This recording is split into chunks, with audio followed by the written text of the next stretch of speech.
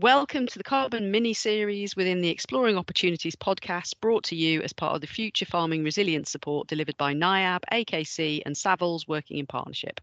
My name's Elizabeth Stockdale. I'm head of the Farming Systems team in NIAB, and today we're going to explore a farmer perspective on carbon with my guest today, who is Mark Chandler. Welcome, Mark. Hi, Liz. So would you want to give me just a brief introduction to yourself and your farming system? Yeah, sure.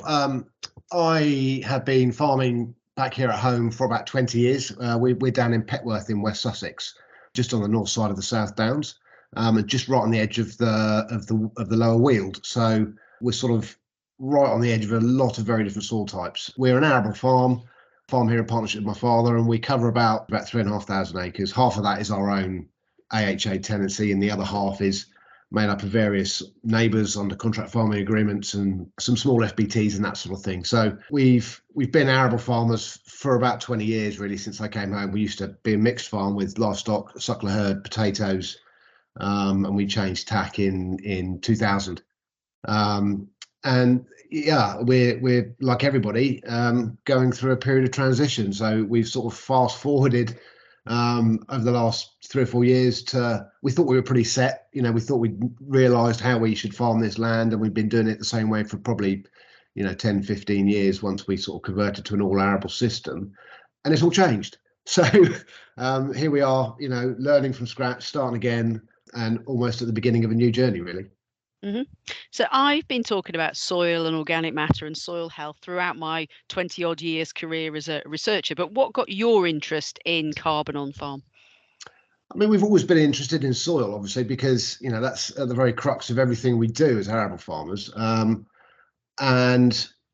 in terms of carbon, if I was brutally honest, what really grabbed my attention was a desire to save some money.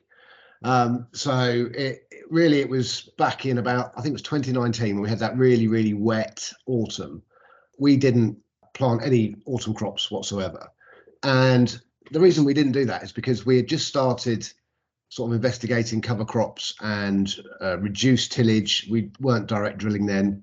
And I had put some ground into a really nice cover crop, a catch crop between the autumns, and it was just too wet to get anywhere near it. And my father went and bought a plough because that was the only way we would ever get it planted. Anyway, after much argument and a stressful few weeks, I made the decision to walk away and do nothing and fallow it. And that was followed by a late spring. And so we didn't plant much in the spring either. So we had a year with over 2,000 acres of our farm not growing any crop. That was a really, really difficult winter. But in terms of the soil, that decision was all about the soil. And we were trying to look long term. And what we realised is, coming out of that, making that decision, whilst it was quite difficult financially, wasn't as bad as I thought, because we didn't actually spend any money. We literally parked everything up for a year, didn't buy any fuel, didn't buy any fur, made a huge difference.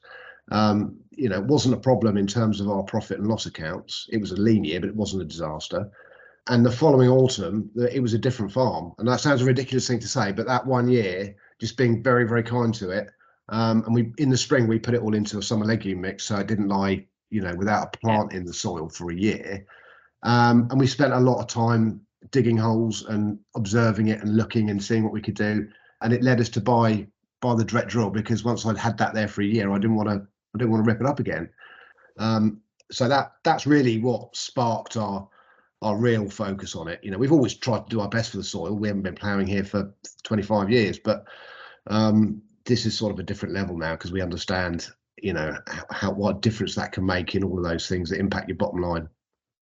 So it was all about money to start with. That's absolutely fine. And so carbon is clearly linked to soil and soil health, but it's linked to that wider greenhouse gas emissions and those kind of conversations too. And there's lots of terminology in that, and we come back to the carbon piece, but actually we often talk about carbon footprints or carbon budgets because we're expressing everything back as carbon dioxide equivalents. And we talk about net zero and those sorts of things. What's the most helpful way that's ever been explained to you as a farmer? Probably by the likes of you, really, when we just talk about organic matter. You know, when you break it right down, and that's where we started looking at carbon, because we were on our local water company, Southern Water, sponsored a soil health project here for 3 years, and that was just looking at organic matter. You know, it was just looking at organic matter to improve. They've got a particular issue with pesticides and nitrate leaching and all of that in the watercourse in the River Rother. So there were measures put in place through Southern Water to try and increase organic matter to reduce some of those pressures. And of course, once we did that and started measuring that organic matter, you know, you want to win, don't you? You want to you want it to get better every year. So as soon as you measure something, you want to get it better. You know, it's human nature, that. And you know, so we were just doing that, and we were thinking in terms of workability of the soil. We weren't really thinking about carbon at all, and it led me really to start looking at our carbon footprint. And so once we started looking at our carbon footprint, and we, you know, started trying to account for all the things that we're using, all of a sudden we made the link between, you know, organic matter and carbon in the soil. And that got us really excited, because all of a sudden we could find a really, really powerful way to help us, you know, walk towards that net zero. And it was actually doing that carbon accounting that gave us really an understanding. So it wasn't really so much as somebody explaining it to me. It was more going through that process of carbon calculation, engaging with people like yourselves and the water companies and my agronomists, and trying to piece all that together. And it's been probably 2 or 3 years, and we're still only starting, really, because it's such a complex subject. And what's really interesting is people get really kind of like you said in your question, you know, there's loads of terminology, there's loads of, you know, and it's quite scary for a lot of people, because you look at it and you think this is just too much. You know, I've got plenty of other things to do. You know, I'd rather be sat out there going up and down than sat in here doing a carbon account. We get that, but actually you can break it down to some really, really simple bits. And I think that's been the easiest bit for me, is get stuck in. It's painful the first time you do it, but when you go through that process, you realise there are actually only a couple of things that make a huge difference, and then you can just start focusing on the easy bit and take away all the white noise surrounding infrastructure and buildings, and, you know, all the silly things that make absolutely no difference to your carbon account. Yeah, it's just a question of trying to keep that simple. So the NFU set a target for farming to reach net zero by 2040. Do you think that's actually possible? Do you think where do you think we are in relation to that? Everything's possible, Liz. You know, it depends on the level of ambition within the industry and within each individual farmer, I think, and also the support they get from government.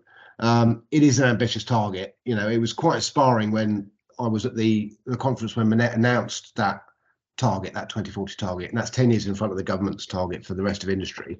So it's pretty ambitious. And actually what it did, it put British farming globally in the news. You know, it was a real, you know, eye-opening, standout, ambitious, forward-thinking thing to plan for. And I got quite inspired by it. And I was literally rushing home, Googling carbon calculators, thinking, right, where do we start? It was great. And of course, then it took me 3 years to actually do one. Yeah. Of course, fast forward now, we're here in 2024. All of a sudden, you know, we've only got 15 years left to get there. But I think certainly over the last kind of 18 months, 2 years, certainly with transition being a real buzzword in our industry, you know, everybody's trying to make moves to change things up. It's going to speed up, I think. You know, those changes are going to happen a lot quicker. I hope it comes from within rather than from regulation, because I think that'll get resisted fairly hard. But I think at the moment, the biggest thing that's kind of setting it back is probably, from a farmer's point of view, it's the perception of a lack of reward for doing these things. And having gone through some of this, without a doubt, you know, there's mistakes that will be made, and it'll be costly in terms of your bottom line in the short term, because, you know, we've got it wrong. Trying to move ground less and save on fuel and fertilizer, we've ended up, you know, our 5-year average yields have been dropping for the last 3 or 4 years. Not disastrously, apart from this harvest, that's been a disaster, but we won't talk about that. But you know, we then have to start thinking about margins rather than yields, and looking at the business as a whole, and it becomes quite complicated. So it is possible, anything is, but I think it will be very challenging, and it will require huge support from, I'm not sure where, probably the private sector, government funding. What would be really nice is if the government looked wider around, rather than grant funding or subsidy, just looking around, Westminster in the different departments that can help improve things, like tax breaks and allowances on buildings, and easier, better R&D offsets, and all that sort of thing. If they just had a bit of a wider scope rather than just thinking DEFRA have got to support farming one way or the other, then it would be a lot easier for industry to crack on with it. That's why growth in this country is so poor, is because you're just banging your head against the wall, it seems. But I won't rant on about the government. I'm sure they're trying their very hardest. Anyway. I quite like the SFI. I think it looks great and it fits in very well with what we're trying to achieve. So I shan't rant about it too much. But I think those are the challenges. If we go back to our net zero challenge, the NFU have identified that as relating, I guess, to improving efficiency, to thinking about serving the bioeconomy, so that's displacing fossil fuel use by growing fuels or fibres, and in terms of carbon storage on farm. In terms of your own farm, what have been your focus areas when you've been thinking about carbon? I think you've given us a clue, but what in terms of that work going forward now, what are your focus areas in terms of that carbon footprint and carbon efficiency? Yeah, I mean, again, we try and simplify it. So we focus on 3 key areas on the farm here. As an all arable farm, we focus primarily on improving our organic matter. That's step 1 for us, and we have measured that very thoroughly using various methods, across the whole farm. And we've also measured our soil organic carbon levels as well. So we've got a really good baseline, and we've also got an understanding of how our soil is made up in terms of its textural analysis and in terms of its percentage of clay within that soil, and it varies hugely. So we use that information to give ourselves an understanding of how big that pot is. What is the potential of this soil? Can we sequester carbon? Can we be that carbon farmer in inverted commas? Can we improve organic matter? The answer is yes, we can. You've only got you don't have to go and spend fortunes on sampling. You just go and take a spade and dig it under the hedge and look at the difference between that and the land that's been worked for 20, 30 years. It can be that simple in terms of a target to aim for. We're not obviously going to put the whole farm down to permanent pasture and go and turn into an organic, rewilding dairy farm. It's not going to happen. We're going to grow crops. We're going to move soil. We're going to do those things. So we'll never get back to what it's like under the hedge, but we just want to try and make moves to get to that point. And what we can see when we do that is, because organic matter and carbon are effectively 2 of the same thing, they're directly related to each other. Then if we can improve organic matter, we are sequestering carbon. And if we can use that to offset our emissions, then maybe there's a possibility that we can get to net zero, because we know from a lot of the sampling work that we've done that a small increase in organic matter is an increase in carbon within the soil. That is taken out of the atmosphere. That's how it gets there. So that is about as useful a job as British soils can possibly achieve in terms of their contribution towards net zero. We can all chuck as many solar panels up and windmills as you like, but actually, if we all just stuck 0.5% of organic matter on the ground, it would pretty much be job done. So if we try and keep that as simple as possible in that respect, and of course, what that does is move on to the next thing, which is the 2 things that contribute most to our emissions, which is fuel and fertilizer. Mm-hmm. So we want to reduce fuel. So how do we reduce that? Well, we reduce that by increasing organic matter, because if we increase the organic matter, that soil's more workable. There's more chance of direct drilling, or certainly tilling a lot less. We're not true direct drillers. We're on a silty clay loam here. So a predominant soil type, and the silt does have a tendency to slump and cap, particularly when you get really wet winters. And what we found in the past is, if we blinkered blindly, say I'm a direct driller, and run around in my sandals and stick to plan A, what we end up is there's some pretty poor crops if that soil's not good enough. So we take it.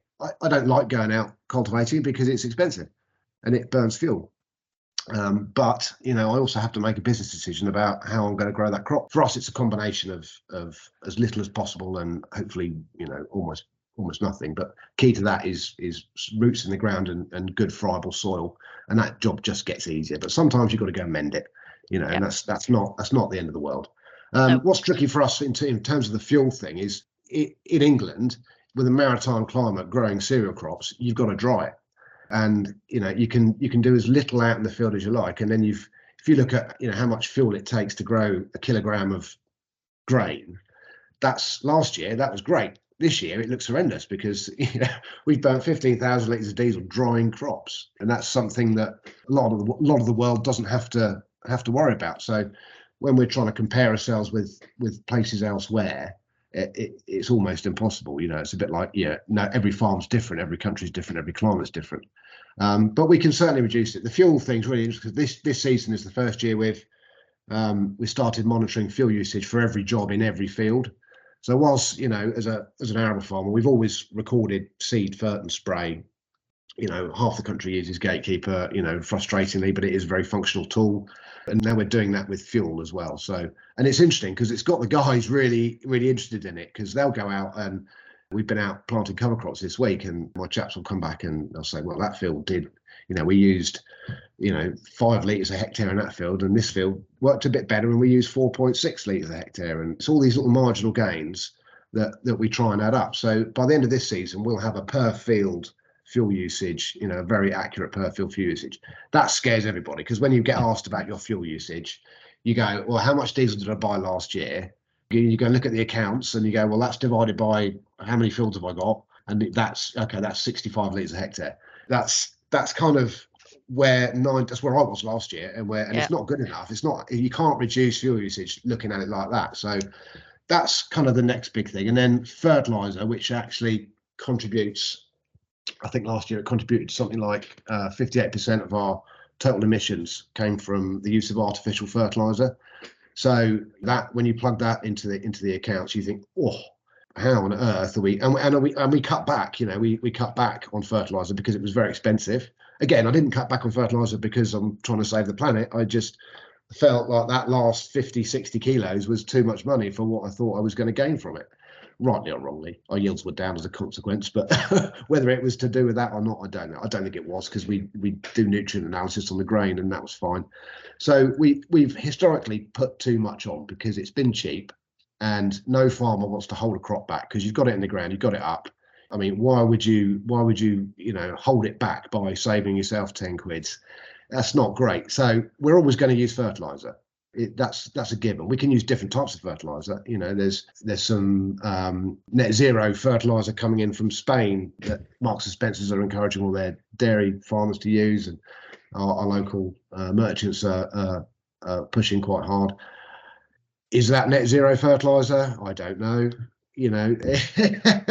We shall see. We're going to see more and more of that, aren't we, with that, because some of that carbon footprint of the fertilizer itself is what's happened to make it. And those things are the responsibility of the supply chain to fix, but that will change the cost of the product to you. It will. It's very expensive, and that's the frustrating bit, is because if you make a decision to buy the net zero fertilizer as opposed to some Lithuanian urea coming straight off the boat, it's going to be considerably more expensive. Is the product you're selling at the other end of it going to be worth more? Well, if you've got an M&S contract supplying milk, then yes, but it's not covering. I know it's not covering the cost of that fertilizer. It is contributing to it. From an arable farmer's point of view, where you're just growing commodity crops, they don't care. At the moment, they don't care. That will change. I'm sure that will change, but at the moment they don't care. So it's slowing down farmers making that change, because at the moment they're not getting rewarded for it. So if we can achieve crop production at net zero through a combination of reduction and sequestration, then we are in a strong position at that point to then go to the millers and say, is this more valuable? My concern about a premium attached to those things is it will quickly get eroded, much like the organic premiums have done. So we've got to be very, very careful. And also, we don't want to give it away either. As a business, we don't want to fast forward 5-10 years when maybe we've achieved this and done it, and I can sleep at night, but nobody's thanked me for it. And actually, I'm not getting paid any more to do it either. So the changes we're making are not about selling carbon. We're not engaged at the moment with a natural capital platform. We've looked into many, and I am of the opinion that there'll be a time and a place for that. At the moment, we're just trying to get our farm better. We're trying to get the soil better, and we're trying to make it more workable. And the financial gain for me is on the margin of growing that crop. Is on a tractor less. 40% fuel less. 10% fertilizer less. That's where I'm getting paid. And we started doing all this for that reason. Just to try and make our bottom line better. And then if down the road somebody else wants to contribute to that, great. But I think it's scary if you start doing this to flog carbon, because that's not going to make you a fortune. It'll be a contributor to one of the many things that are happening, but I think you'll be a much more powerful business if you just focus on your soil. And I guess there might be, and just those small corners of fields, squaring things up and putting long-term stewardship or even woodland in, that do give you those just slightly broader opportunities about sequestering, or potentially then linking to things like biodiversity net gain or selling carbon associated with those things. But as you say, that's around the margins of the main business of the farm, isn't it? Yeah, it has to be. It's an add-on. It's a good add-on. I mean, we're doing quite a bit of work with Trinity with the Sandy software at the moment, and that's not plugging anything, but when we've looked at many others, we looked at Greener, we've looked at 2 or 3 others. What I like about that software is it does what you've just said. It brings in all of those things, and a lot of these trading platforms don't account for your offsets. They don't do carbon auditing. They'll say to you, well, go and use Farm Call Toolkit, or go and use AgriCalc, or do one of these things. So that, which says to me they don't really care what you're emitting. They just, all they're focused on is trying to reward you and themselves for carbon sequestration, and however they calculate that. And I want that calculation to be extremely robust. I want to see it. I want to measure it myself. I want to be out there, mapping it, measuring it, seeing it, monitoring it, and then I would have the confidence to say, actually, I have done this, and it is value to it, and there you go. So, we need a partner that can allow us to put that information in, as well as, like you say, consider your hedgerows. And we've done a lot of taking out corners and banks and all that sort of thing with our mid-tier scheme, which was we designed that in preparation for elms when that was getting talked about, through Brexit. And now we've got 2 years left to run on that, and that's, I'm now looking at SFI and how that's going to merge into it. So we've taken a big percentage of what was our combinable acreage out of production already.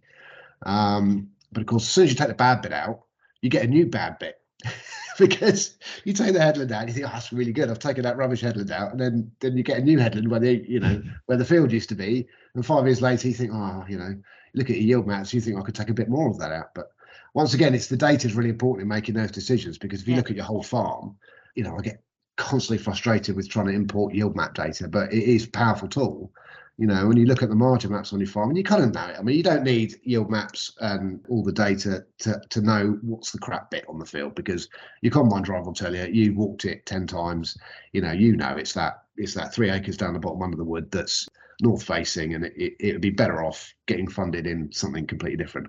And what's kind of scared us was just doing little bits. You think, oh, all I've done is lose 5% of my farm, and I've still got all the kit and all the blokes and all the, that's just made everything else more expensive. Yes, it does. But then if you do it in a big way, you say, actually, why don't I take out 20% of my farm? And the most unproductive 20% of my farm has never made us any money. It just hasn't, and we stick it in a big shed and put it in a big pot and look at the average and go, well, that's good, we've made a profit this year. But when you think, well, if I did take 20% out, could I get rid of a tractor? Yes, is the answer. Could I keep my combine for a few more years because it's doing a bit less? Yes, is the answer.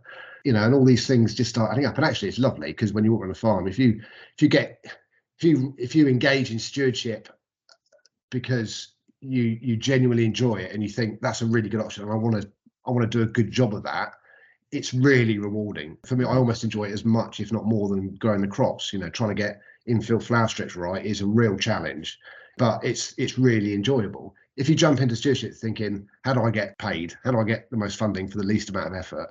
Then, some people do, and that's fine. But I think it's a poor way to look at transition, to look at trying to achieve net zero, to look at biodiversity gain. It's a different way of farming, and it's really exciting and ties in so nicely together.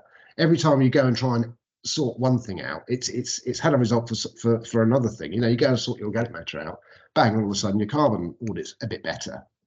You take all the rubbish out and put it in stewardship, all of a sudden your biodiversity is great because you've got flower strips everywhere. You think, oh, can I stop using insecticides? Oh, let's try that. We haven't done that for 4 years now here. Probably bit us in the backside a bit this autumn, because we had huge aphid pressure, and it's not a magic bullet.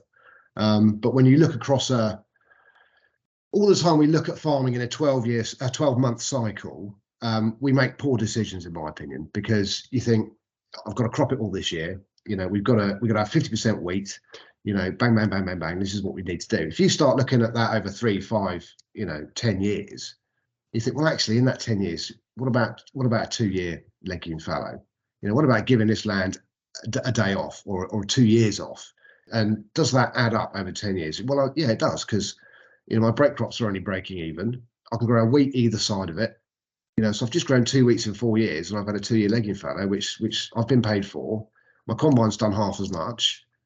All of a sudden, we're making more money, and it is a bit of a light bulb moment, because you think, well, I'm farming less area, and then of course the other concern is, you'll think, well, if we farm less area, if we all did that, then we won't have enough food. And that's a constant argument that comes up. And of course, in the extreme, that is correct. In the extreme, if we put the whole country down to a legume fallow, we're at the mercy of anybody else in the world, and nobody wants to see that.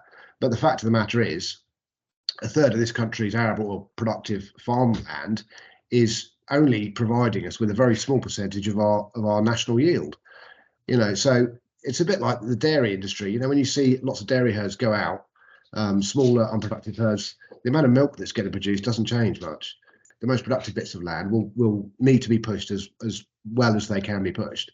But without a doubt, we've been farming, and because we've been subsidised to do it, I think over the years, we've been farming all of it, and some of it isn't good enough. And we need to see that, understand where it is, find much better ways of managing it, and you'll end up helping your carbon.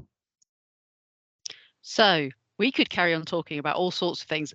Sorry, I've got on a bit there. And even come back and focus on the carbon stuff for a lot longer, but we're not going to. You and I are going to be involved in running a workshop later in the autumn, which is open to everyone involved. Yes. And I'm sure there'll be other opportunities to engage with both of us in various ways. But if you had to give one final message to a farmer who's just starting to think about these carbon issues, this soil stuff, what is it you would say to them? Go and dig a hole. In its simplest form, get a spade out, and most farmers will do this, but a lot don't. Go and dig a hole. Get in that soil. Look at your worm counts. You think, I've got time to go and do a worm count. Just go and do one. Go and measure something, and then see if you can beat it. See if you can make it better next year. Whether that be a worm, whether that be some organic matter. It doesn't cost much. It doesn't cost a lot of time or effort. Just take one field. Take part of a field. Take your crappiest field, and think, should we do something different here? And start there. So start measuring it, and then I guarantee you the competitive farmer within you will want to make it better. And that's the simplest form, and it'll go from there. Brilliant. Thank you very much for your time. Thank you.